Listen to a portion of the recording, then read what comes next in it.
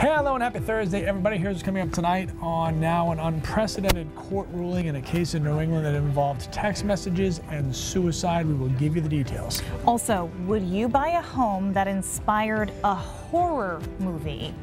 Yeah, no, I'd be too scared. And a local boxer gets to train a Hollywood celebrity. We'll hear his story. This is News Center now.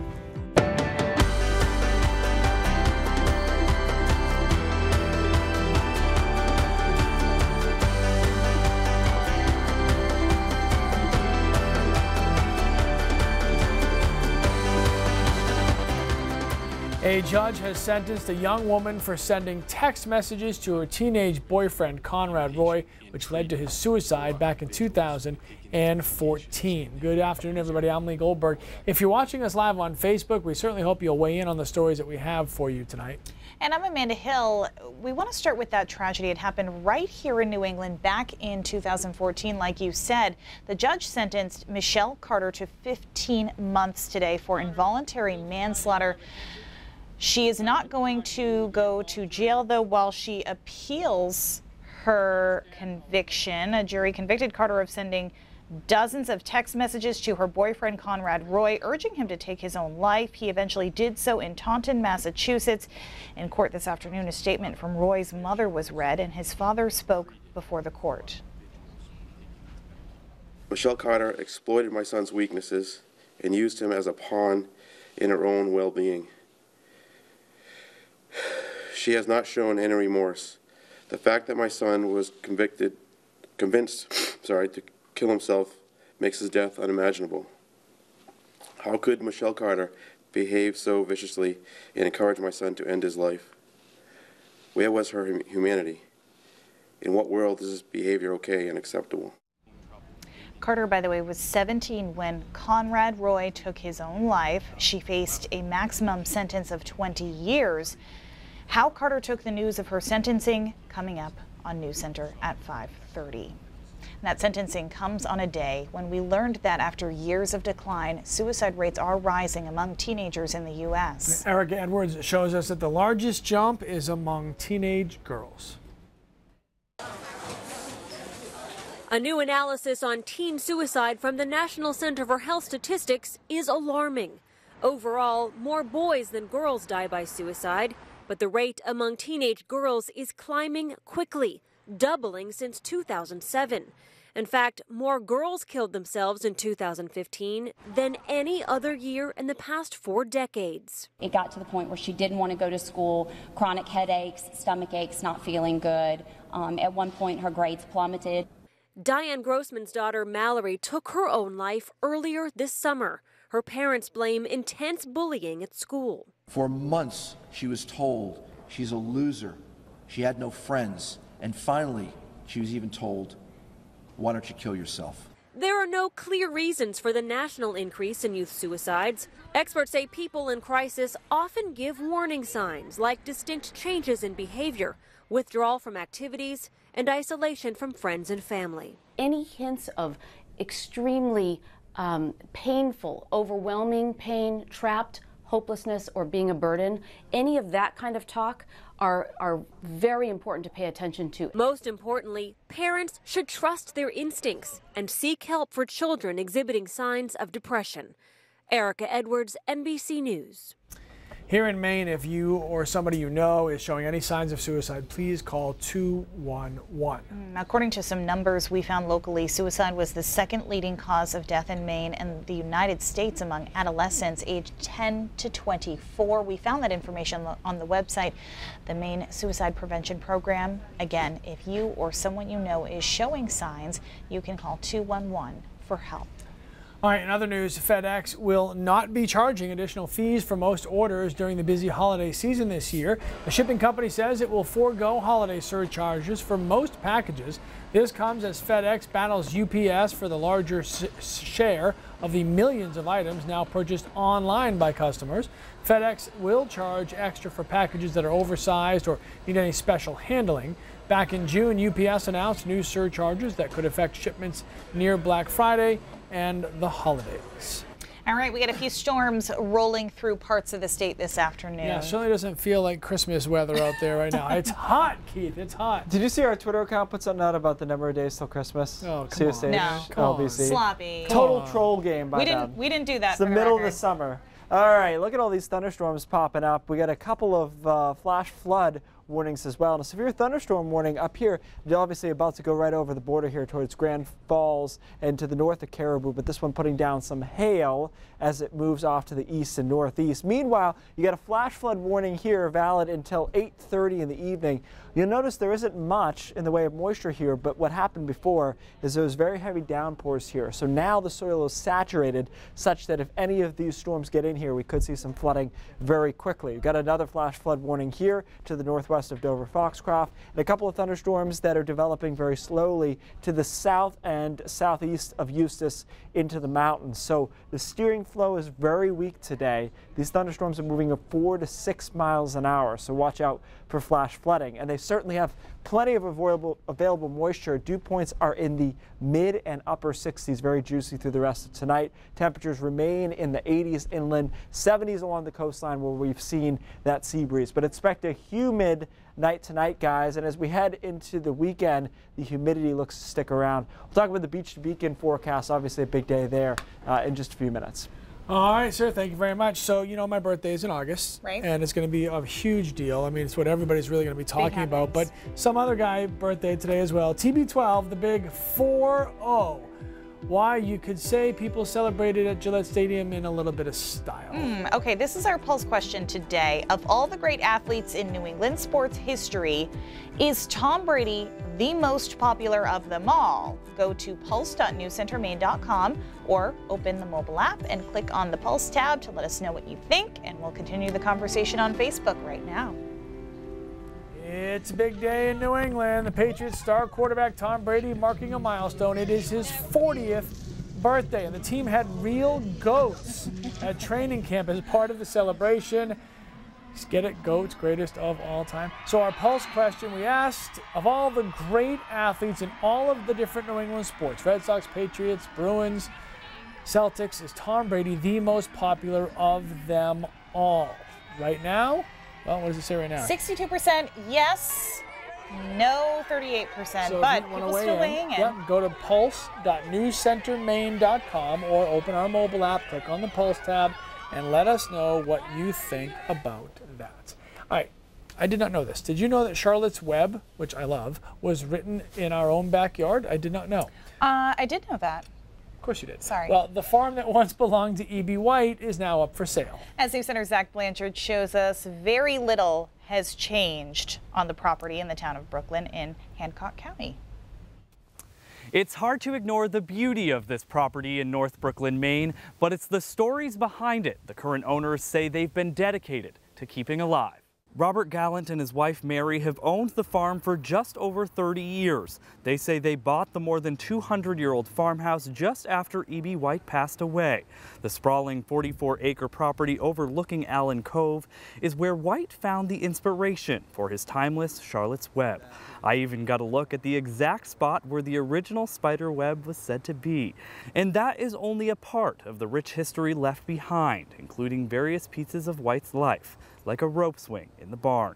The couple says it's tough to leave behind this Maine treasure. It's really sad. This is really about as much home to us now as South Carolina. Our feeling of knowing E.B. White, not only from his works, which we very much enjoy, but just from the things that were left around here. Now, if you're wondering how you can get your hands on this property, you're looking at a $3.7 million price tag. But the current owners say it's that beauty and history that make it priceless. We'll take an even closer look tomorrow on the Morning Report. In Brooklyn, Zach Blanchard, News Center. Meanwhile, the home that inspired Stephen King's novel Pet Sematary is also for sale. King wrote the story at the home in Orrington. That house is 113 years old. It has 4 bedrooms, sits on 3 acres, and is listed for $255,000. By the way, that is my favorite Stephen King movie to this day. I'm in on The Shining. Have not Sorry. read it, but The Shining. The Shining? So good. Okay. Same. All right, some parts of Maine seeing some strong storms right now. Yeah, those storms are capable of causing some damage. Keith will be in with the forecast coming up.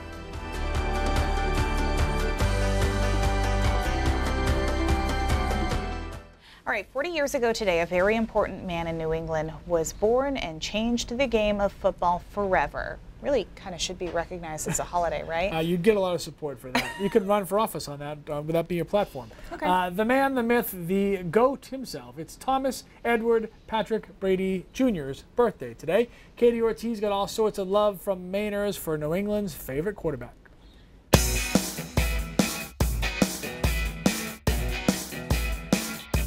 Get some people to sign this. Hey guys!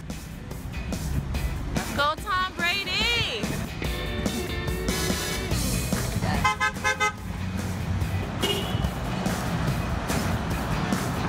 We love you! Keep going. Hey guys, would you like to sign a birthday card for Tom Brady? No, not really. Why? From Atlanta. Oh, come on! Out of here. 28-3. 28-3. Happy birthday, Tom. You're the greatest. My father, he was in the war, he comes home, and he says, you know, we're Eagles fans, am I supposed to reject it? As a man? No, a son? but you could also just wish Tom Brady happy birthday. That's it, just happy birthday, Carter, okay? And tone it down a little bit.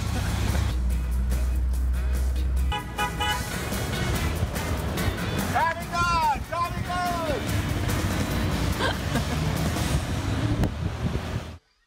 How about trolling the poor Falcons fans? 28-3. Like, they're still suffering from last They're February. transient fans, so I can say Yeah, that whatever. with authority. Whatever. But you remember when Amanda Whatever. said Tom Brady wasn't attractive? You remember that? I did not say that. Susan Anyway, Weather. weather. I heard that. I did not say that. That happened. Amanda- Actually, we all agreed Jimmy Garoppolo was better looking. That's what really happened. That's So what really it's happened. humid outside. I can give you the Oh, forecast. Amanda, this is supposed to be a more laid-back show. Fine. All right, there are a lot of thunderstorms actually to talk about. A couple of flash flood warnings out there and a severe thunderstorm warning. To the north of Presque Isle, this cell here, this will probably be canceled very shortly as it's over into Canada. Not our problem anymore, but this had some hail most likely going down with it. To the southwest, heading towards Sherman here and heading towards 95, we have this flash flood warning because the soil was saturated earlier with a really heavy round of thunderstorms. So anything that moves through here in the future is going to cause some pretty quick flash flooding. That's why that's still in effect until 8:30. Meanwhile, we have a couple more thunderstorms popping into the mountains here. Thus far, not severe, but again, slow moving and a lot of moisture, so flooding is your biggest concern. Dew points in the mid-60s. Tonight's going to be uncomfortable for a lot of people. These dew points will stay at least in the mid-60s, if not upper 60s, and that will limit how much overnight lows can drop down tonight. So we stay in the warm sector. Tomorrow is very similar. We're mild, we're humid. Showers and thunderstorms pop up in the afternoon. They tend to stay away from the coastline. And then on Saturday, the front finally comes through Saturday afternoon. Showers and thunderstorms do make it all the way to the coast Saturday afternoon through Saturday night. We clear it out early Sunday morning, and Sunday looks like a good day. Maybe not as picture perfect as some Sundays have been, but I think nice and sunny along the coastline with just a few clouds in the mountains and across northern Maine. Hour-by-hour forecast shows these thunderstorms pulsing down by later on tonight. We start again with that fog and onshore flow tomorrow morning. You get some thunderstorms popping up in the afternoon. Those wane, and then Saturday morning fog, low clouds before the thunderstorms come through on Saturday afternoon. Just a quick note here, guys. We are now in a moderate drought over down east Maine, which we kind of saw coming because it's been hard to get rain along the coastline. I think that theme continues until Saturday afternoon. That rain probably isn't a huge amount, but maybe more appreciable rain Monday night and into Tuesday. That will be more helpful, I think, as far as our flooding concerns, our drought concerns go. And then Wednesday and Thursday look good but cooler. So Okay. the humidity is going to annoy people, I think, the next 24, 36 hours. Air conditioners. Yep. Thank you. Yep. 20th annual Beach to Beacon 10K is Saturday, and there's a father-son team from Greater Gloucester who will run the race again this year. Tom and Sean Carl will honor wife and mother Sherry, who passed away just days from running her 19th Beach to Beacon. Chris Costin met the pair 1 year ago. Everyone has a unique pre-race routine. I won't stop my watch till I cross the line. Yeah. 19th annual TD Beach to Beacon 10K road race. Eating a balanced meal, stretching, or just getting in the zone. Young and old, first-timers and legacy runners. She's a streaker. She's done every one. The days leading up to Tom Carl's 17th Beach to Beacon have not been easy. It's taken more out of me than my exercise. Tom had open heart surgery just 5 months before the race, but there's a deeper pain in his chest. Mom would have been 19 today. His wife, Sherry, has never missed a Beach to Beacon until today. We always trained for it. It was a big deal for us. Tom's son, Sean, I get a lot of funny looks because I guess I don't look like a Sherry, is wearing her bib. and it was an honor to be allowed to wear it. A small token to remember his mother. Just days before the race, she passed away from an aggressive form of cancer. She's supposed to live to be 100. She promised me. Thank you for your service. These may be the toughest miles this avid runner has ever logged. But it's still a long way, and stories unfold. When people run, believe it or not, oftentimes they relax, and they're apt to just talk about whatever is meaningful to them. And amid hundreds of smiling faces, Tom and Sean have one person on their minds. When we got down to the open water, that was the time when I hit me most because she always hated that section because it was always hot and muggy. They cross the finish line. Tom, Sean, and Sherry together. Just hope and prayers that anyone can experience the love and the deep affection I had for my wife all these years. If they have even a moment like that, they're lucky. That was Chris Costa. So many great stories like that come out of the Beach to Beacon. The 20th annual TD Beach to Beacon 10K is Saturday, and Friday night at 7 o'clock, News Center will air a half-hour special, Beach to Beacon, a 20-year run. That is tomorrow night at 7 o'clock, right here on News Center. Okay, you probably know Patrick Dempsey as McDreamy on Grey's Anatomy, but rather than sporting scrubs, Dempsey is putting on a pair of boxing gloves. Yes, he is. Just ahead, we're going to meet the Maine firefighter who's the perfect fit to show McDreamy how to throw a punch. Give you a quick update to a story we're following here at News Center. The Maine Board of Dental Practice still has not held or even scheduled a disciplinary hearing for an oral surgeon with a long history of complaints. Dr. Jan Kipax's license was suspended for 30 days back in February. That was after the board's preliminary findings that Kipax had continued with painful procedures, even though patients instructed him to stop, performed procedures while not wearing gloves or not changing contaminated gloves, and extracted the wrong teeth. Kipax has the right to practice his profession until his hearing, which could strip him of his dental license, fine him, or clear him. A disciplinary hearing generally is supposed to take place within 30 days after a suspension. Penny Valancourt, the executive director of the Board of Dental Practice, tells News Center in an email the Kipax case is active and ongoing. She says a hearing officer will coordinate a hearing date. We will have more on this at 11 o'clock tonight. Back in June, an email came into the Portland Boxing Club. Somebody was looking for some boxing lessons. That someone was Patrick Dempsey. Yes, that Patrick Dempsey. Scarborough native Jason Quirk, who's undefeated as a pro, had the most flexible work schedule, so the fighting fireman got the job. The sport of boxing is far removed from, say, the glitz and glamour of Hollywood. So when Jason Quirk found out he would be training McDreamy to make sure the initial meeting wasn't a nightmare, he brought some backup. I was a little nervous at first. I brought my dad with me because he does a lot of the strength and conditioning stuff. He's the strength and conditioning coach for the gym, so it was a little bit easier having to meet him for the first time with somebody else there to take half the heat, you know. The two hit it off right away, and although he wasn't asked to, Jason kept the working arrangement private. Oh yeah, I didn't tell anybody. I didn't know what I was supposed to tell or allowed to tell, and then he posted the picture on his Instagram and Facebook, so it kind of got out from there. When Dempsey posted this pic on his Instagram and Facebook accounts, suddenly the Portland firefighter became very popular on social media. It was cool to see that a guy with 2-point-something million followers was posting a picture about me. It was cool. It made me feel good. Jason says one of the best parts of this entire experience has been getting to know Dempsey as a person. Honestly, he's one of the nicest guys I've ever met. It's no different than talking to you. You know, he's a down-to-earth guy and like genuinely cares about how my day is, asks me questions about boxing, about firefighting, about being a paramedic. You know, he's a good guy, down to earth. The two work together a couple of times per week, and Quirk has no idea when the training sessions will actually end. But when they do, maybe when this is over, you could ask him to teach you how to be an actor. Yeah, right. Make a few $1 million doing that. That'd be nice. Now, Jason added that the guys at the fire department are relentless with how hard of a time that they give him because of this, and he would not have it any other way. Fair enough. All right, really quickly want to update you on the results of our Pulse question. 57% say yes, Brady is the most popular athlete in the history of New England.